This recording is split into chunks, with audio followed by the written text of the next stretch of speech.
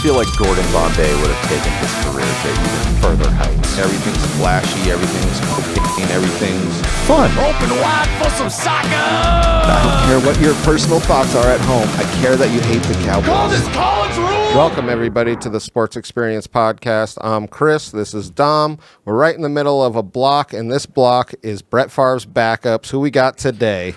Today we got Mark Brunell. That's right. Mark Brunell, another guy like Ty Detmer who didn't see not a lot of time, but hell of a player. Hell of a player. Unlike Ty Detmer, he got to start Yes. for a very long time. Yes. Just not where the dong slinger was. That's true. I was going to say a similar career, but after he leaves the Packers, a very different one. He was looked at. Well, we'll talk about how more favorably he was looked at. But Mark Allen Brunell, born September 17th, 1970, in Los Angeles, California.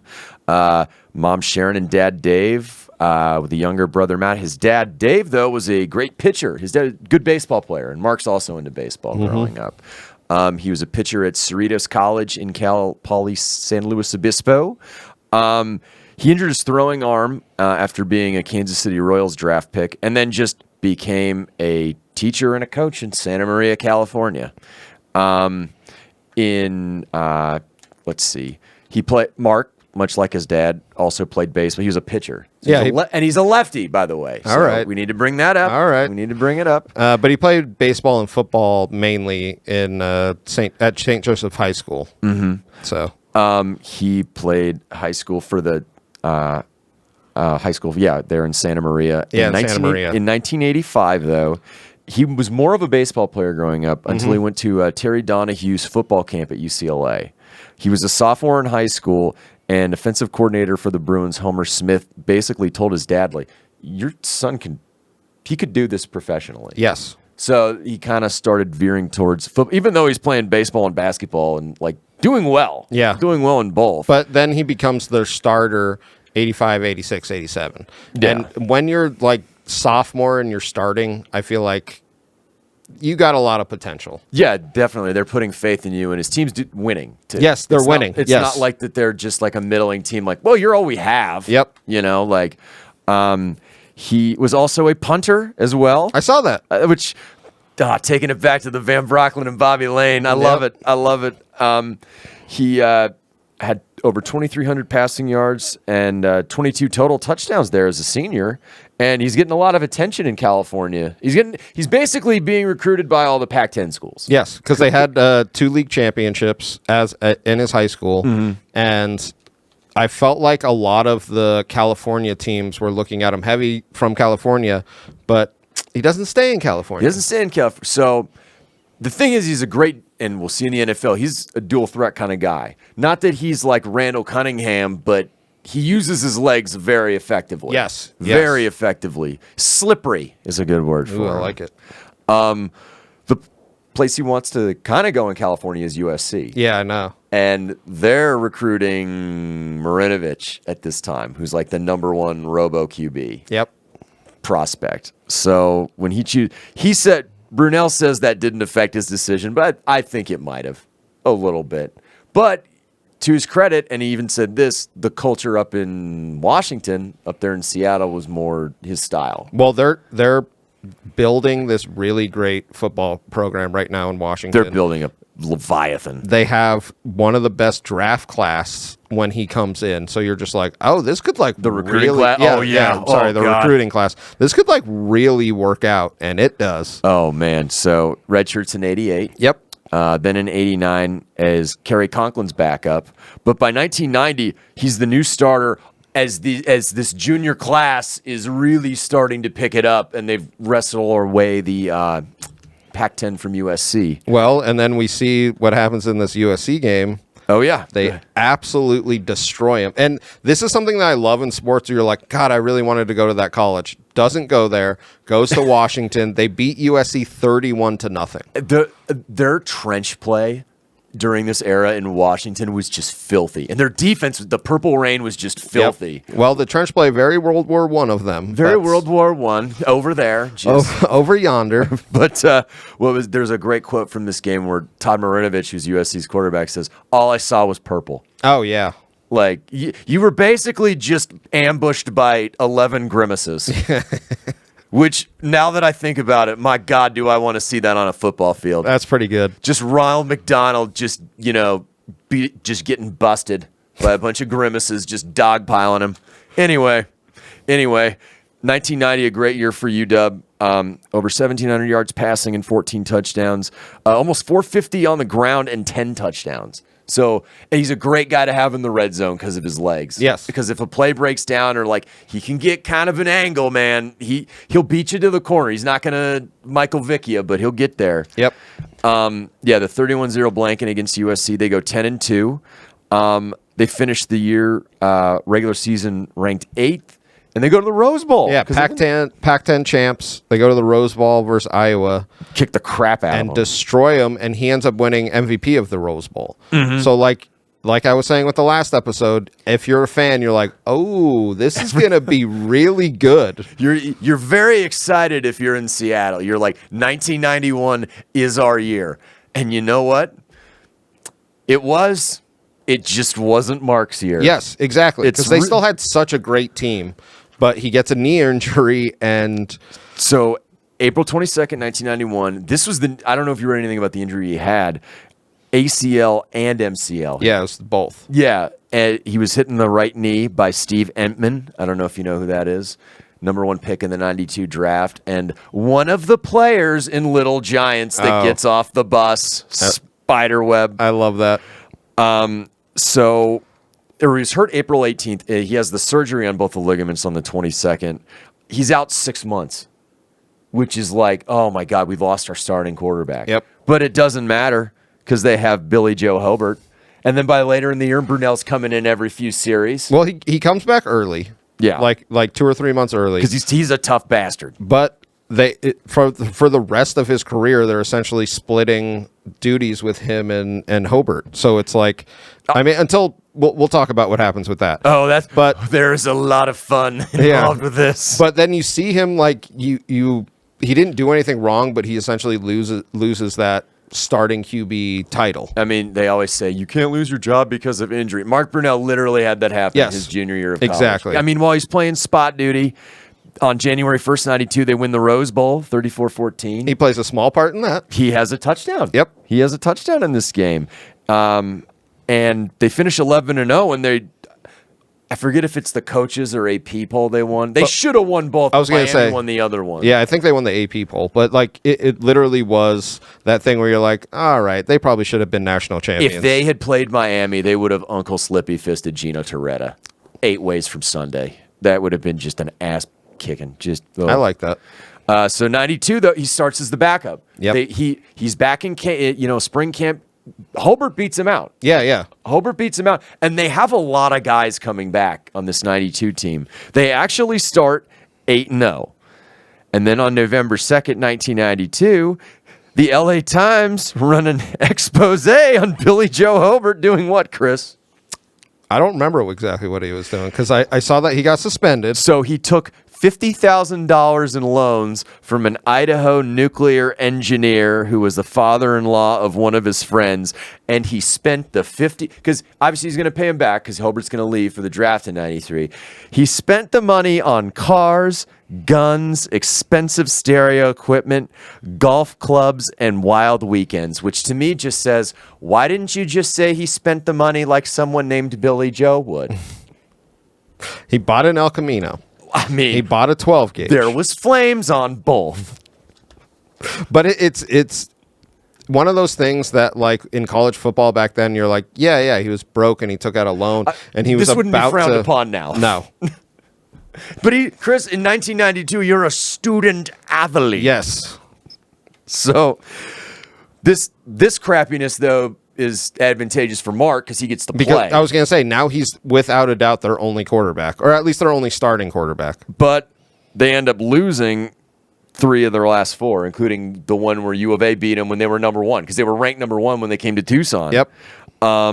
Finishes the year with over 1,300 passing yards and 5 touchdowns and 8 on the ground. So Mark, yeah, he was, even after the ACL, the huge knee injury. Oh God, he still was great on on his feet. Go to the Rose Bowl again, play Michigan, they win again. Yep. And he's in the Rose Bowl Hall of Fame for both of his Rose Bowl victories, which I think is... To go to 3 in a row as a kid from L.A., that's probably pretty fucking sweet. That's got to be like better than he could even imagined at USC. Yeah.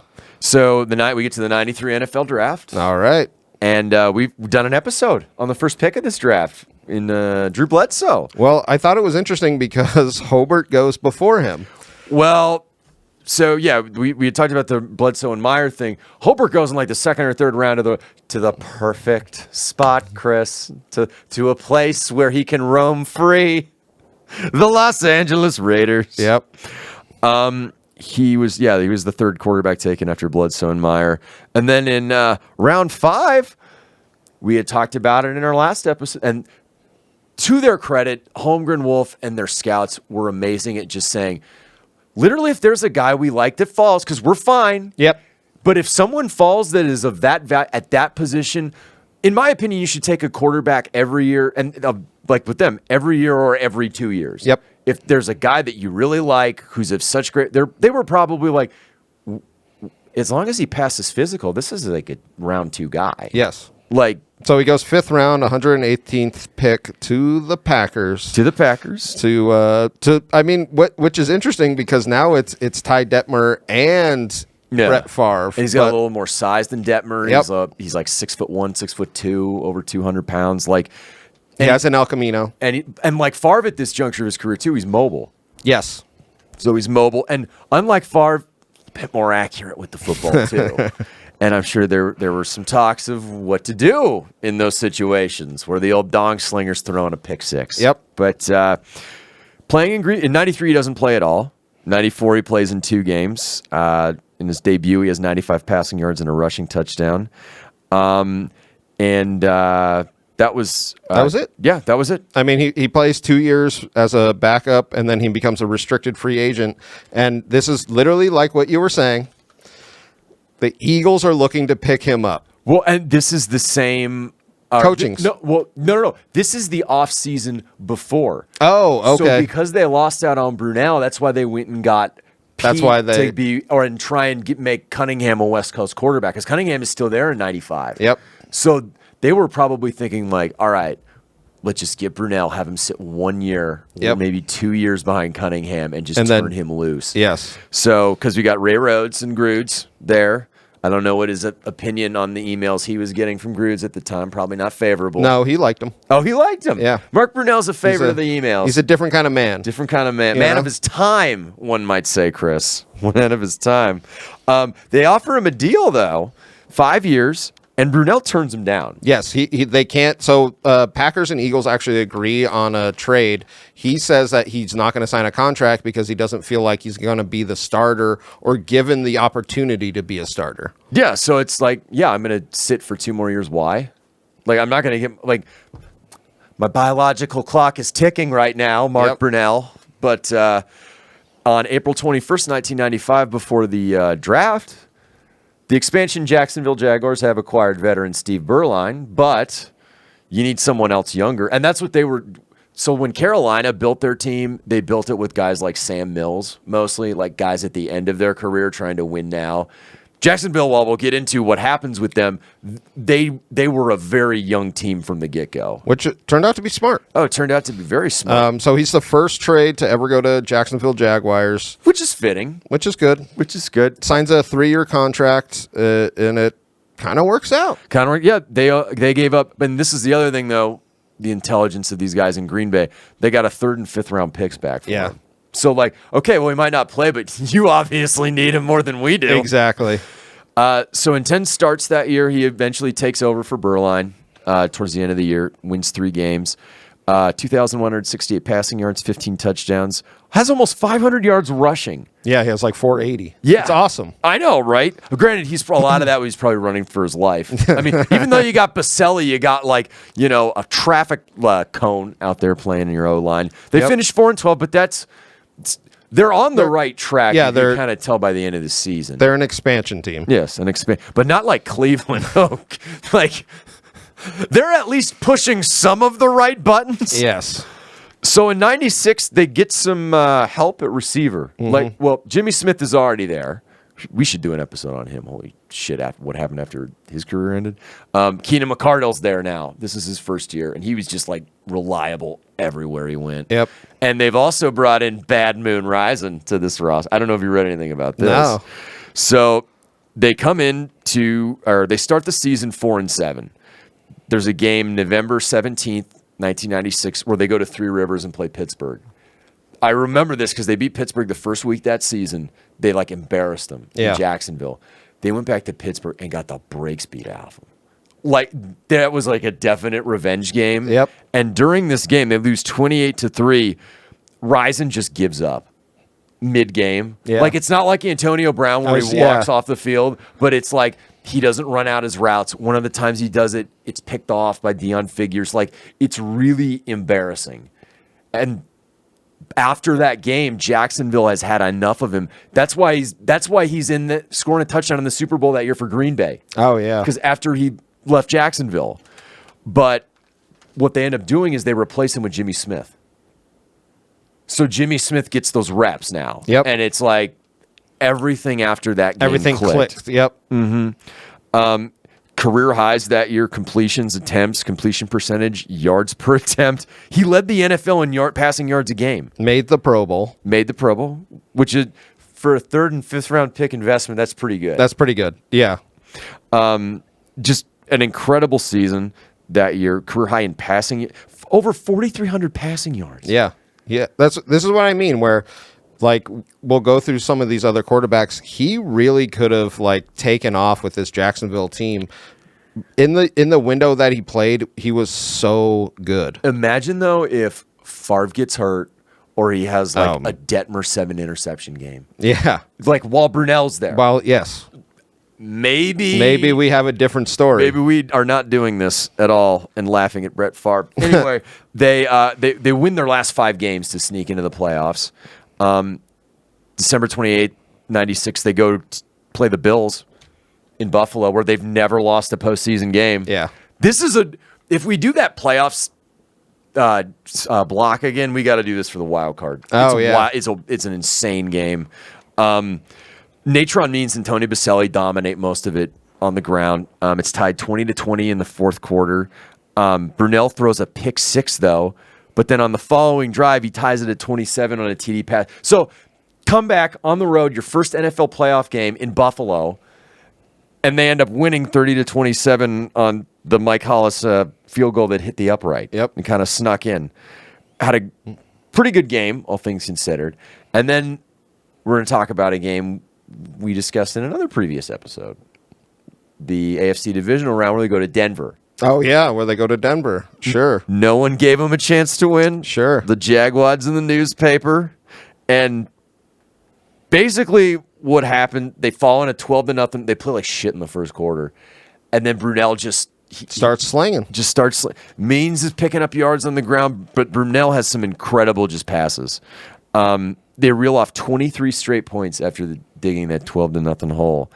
And then they're up 23-20. He had an awesome TD pass to McCardle in the 3rd quarter. Like just back of the end. Oh, my God. It was amazing. They're up 23-20, though, and he ices the game with a 74-yard, 8-play drive and a touchdown pass to Smith. There have been some, maybe in recent years, this is one of the biggest upsets in NFL playoff history. I was just going to say, not even the teams, but saying like franchises. This is their 2nd year that Jacksonville has been a team, and nobody thought they were going to beat the Bills, let alone go to Denver and beat them. Well, they called them Jaguars in the Denver Post. I'll never forget that. Yep. What kind of USFL or Canadian League team is this? Yep.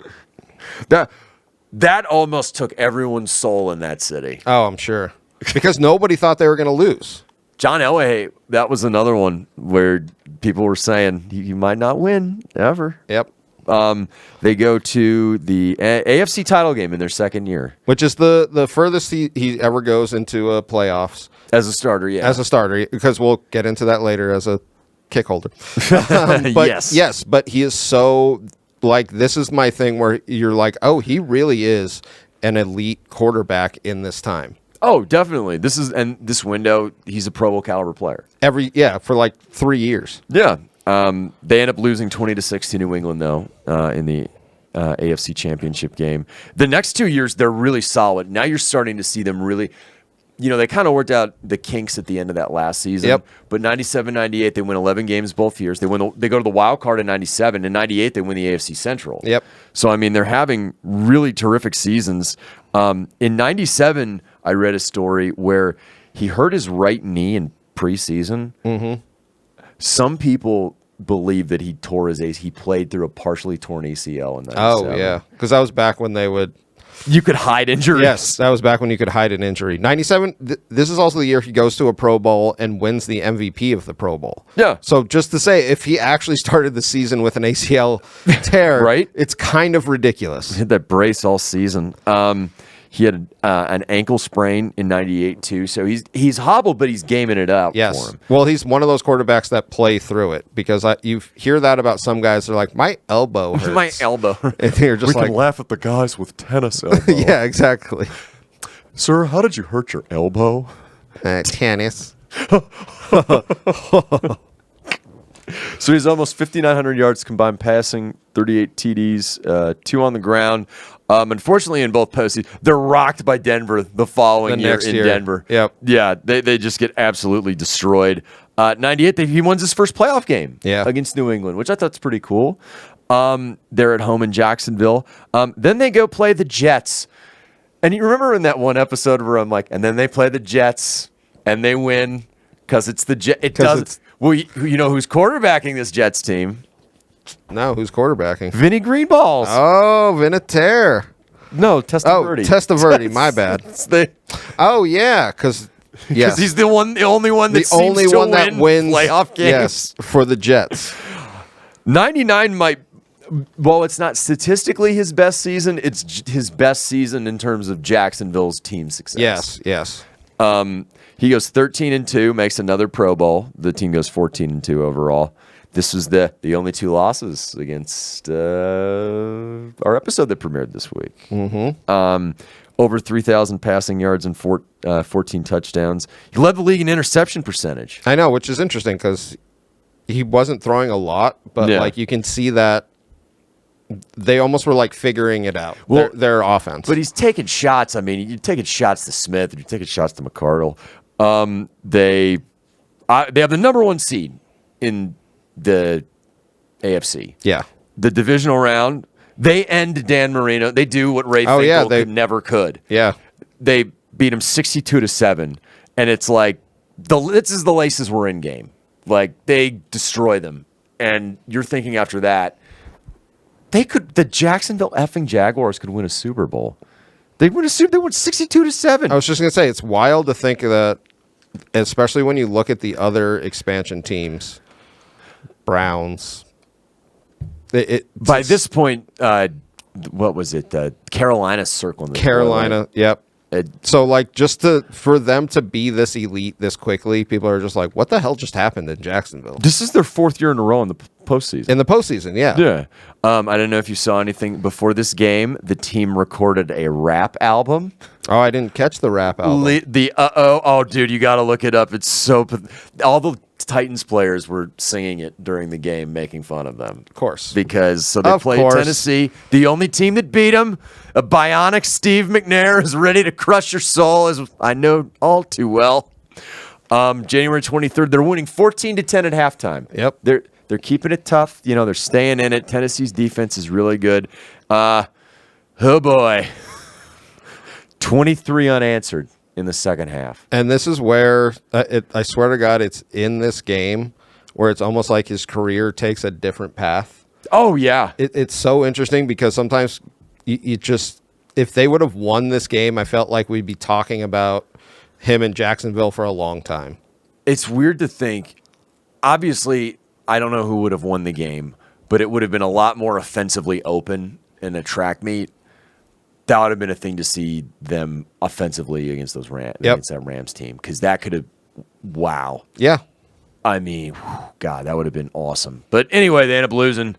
And then the next 3 seasons, the players have gotten older. They're starting to leave via free agency, and they can't do anything with a salary cap. And they can't. I was going to say they just can't get that whatever they had in 98, 99 kind of thing. It just kind of goes away. What ends up happening these seasons, though, is Pittsburgh and Baltimore have ascended. Oh yeah, that too. And Tennessee is still awesome. So it's like, oh God, goes 19 and 27 in his starts, 9,700 pass yards, 56 touchdowns. They're not in the postseason at all in any of these seasons. Yeah. Tom Coughlin is fired. Future two-time Super Bowl winner. Fired after 2002. And then in 2003, 7th overall, they take Byron Leftwich to replace Mark. To essentially, be like, this is going to be our new quarterback. And he's only 33, though, which is kind of like, you taking this guy, all right? Yeah. Like, you know. I agree. That year in 2003, he only plays in three starts, 0-3. And you can kind of see the writing on the wall. So, and Leftwich has played enough towards the end of the year where you're just like, he's the guy. He's the guy. 2004, he's traded. Traded to the Redskins. Traded to the Redskins for a third-round pick. Signs a 7-year, $43 million deal. I was so confused by this deal. Not that Mark didn't deserve it, but as he's 34, Yeah. that's like ridiculous for a quarterback in this era to play that long. And for that. Oh, absolutely. I mean, but he kept himself always in great shape. No, and I'm not saying that at all. I'm just saying like you have never seen somebody before Timmy Brady go up into his 40s and be dominant. Yeah, it's maybe like Elway. Yeah, Marino. that's true. This is like the era when it first starts I guess that's happening. true. Yeah, you're right. Yeah. I mean, they were really, but like I felt like he wasn't in that conversation with them. No. So like, yeah. But and then you're paying him that much money. You're like, he's going to start. Like we fucked up with Patrick Ramsey in the first round a couple of years ago. So like he's going to start.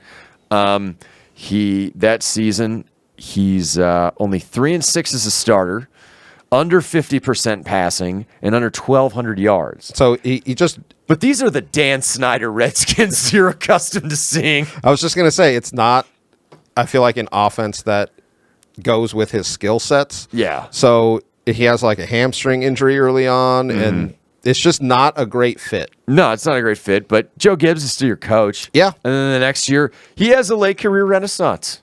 They make the wild card. They go 10-6. They go 10-6, yeah. Over 3,000 yards passing and 23 touchdowns, I think. That's crazy. He's 35. Yeah, I know. Up against the Bucks in the playoffs, it's not bad. No, and doesn't have a particularly great game.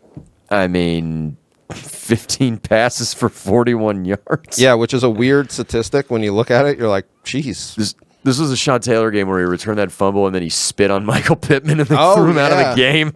God. And then the Edel Shepard catch or no catch at the back of the end zone. But they end up winning. Yep. They end up winning the game 20-10. They end up getting destroyed The next week against someone we might talk about later. I don't know if we will or not. But anyway, in that game, he mostly garbage time stats. Yeah. Seattle's clear. I mean, Seattle made the Super Bowl that year, so it doesn't. It's obvious. Yeah, it's obvious. They were great. And then we get to 2006, and he has a record that I still think is so ridiculous. At 35, 36, whatever, he completes 22 consecutive passes, which is such an insane... In the NFL. Not like in high school. And not like, not in high school. Like, It's week 2, and just to like go into it, I think they said it was like 5 or 4 different drives that he was just literally lights out every single pass. Oh yeah, no, it was crazy. Yeah, if you've ever seen that game, you're just he's 36 years old. Yep. He had an 88.9% completion percentage in that game. He broke Sammy Baugh's 66-year-old record. Yep. Oh my! If you break a Sammy Baugh record, I don't care if it's passing, punting, interceptions. You've done something correctly. Drinking. That too. I mean, obviously. But the Redskins are bad this year. And the Redskins are the Redskins. That's perfect. Like, excuse me, Commanders. Oh, my bad. God. Anyway, after that, by the end of that year's season, they've replaced him with a guy they took in the first round of 2005, Jason Campbell. So, and then he gets benched. He wins like 3 out of 9 games, and they're like, "All right, we're gonna switch this up. Go home, Grandpa. You got some stuff to do." Yep. Has shoulder surgery in 2007, and then in 2008, he goes to play in New Orleans. Yeah, so he signs, I think, as a free agent to play for the Saints to back up Drew Brees, which at this point. It still blows my mind. He's 37, and he's still like good enough to be their number 1 backup. Oh, for sure. Yeah. He's still got some juice left. He's still got some juice left in the box. I don't know if you read, he wasn't allowed to wear number 8. Yeah, because Archie Manning. That's true. Yeah, they didn't retire his jersey, but they're like, we're not giving that number to anybody. You got to be pretty goddamn special to wear 8. Yep. Then in the following year, as the extra point and field goal holder, they win the Super Bowl. I was just going to say, and he holds some pretty important field goals going into this. The one against the friggin' Vikings. Yep. And then it was 40 out in the NFC Championship game, and then they go 3 for 3 in the Super Bowl versus the Colts, and you think like, man, if Marino had this, we wouldn't have a problem. Mark Brunell should die of gonorrhea and rot in hell. Would you like a cookie, son? Finkel and Einhorn, Finkel and Einhorn, Finkel and Einhorn. Killer how? So the next 2 seasons, he leaves New Orleans, and he's with the Jets. Yeah, he's with the Jets, backing up old Sandy fumble Sanchez, butt fumble. That's right. I like it the other way. What? Fumble butt. Fumble butt? Yeah. It's the fumble butt. He fumbled before he hit the man's butt, so it technically can't be a butt fumble. Just saying. Oh, God. There for a couple of years, and finally calls it quits after the 2011 season. Much like our last episode, I don't know if you saw. A little coaching? He went bankrupt. Oh, dang. Yeah. I didn't see that. Yeah, he had to sell his 3 Husky Rose Bowl rings in Chapter 11 bankruptcy. Crappy real estate ventures. Oh. You remember, the 08 messed market up. going tits up? Yeah. He sold 2 watches, his 91 Natty ring. Oh, man. Damn, yeah. that sucks. Because, sold guns, too, some cleats, some jerseys. Well, he sold guns illegally. Well, I mean, it is Washington State. But it's crazy to think that Ty Detmer and Mark Brunell both went broke as soon as, you can see a bunch of documentaries on guys just going broke after their playing career. And it's not the funny kind of going broke. No, it's not. Like, I really trusted someone. I thought I had my best interests in mind. Or like, oh man, the market just, it just bellied up. It just bellied up. We're fucked. So like, it's not like he had an emu farm. No, he was bringing back the El Caminos though. He had a huge investment in that. Billy Joe was like, Mark, I have a Shark Tank idea for you. Flames everywhere. Have you ever put a mullet on a shotgun? I have. No, we can still sell guns. Of course we're going to still sell guns. So, outside of that, he's done some coaching, like you said. From 2013 to 2020, he was at the Episcopal School of Jacksonville as a head coach and program director, like his dad was at the high school. And since 2021, man, he's pulled quite a miracle job there in a place in the last episode doesn't have a lot of miracles. He's in Detroit. Oh, he's in Detroit. Yes. Right. He's in Detroit, and they're actually doing well. He literally resurrected Jared Goff's career. Yep. Developing what's his name, Hendon Hooker now. Like, Mark Brunell is a legit quarterbacks coach in the NFL, which awesome. Well, I thought Ty Detmer would have done, like, that was the path that I kind of thought he was going to go on, but this makes sense. It totally makes coaching with these guys makes sense. And I mean, how many years did he play in the NFL? 13 or some shit like that? I forgot what it is. From 93 to 2011, if you take away the 1 year, that's 18 years. 18, yeah. That's 18 years in the NFL. And unlike Ty Detmer, there is a stretch where he was a top 5 quarterback in the league. In Jacksonville, any team would want him. And that was my 96 to 99 Brunell was, You probably don't remember, but go onto YouTube. It's ridiculous. That's why he got that Redskins contract, because they were like, no, we remember those years. We remember. This used to be all orange groves. All right. Thank you guys so much. God.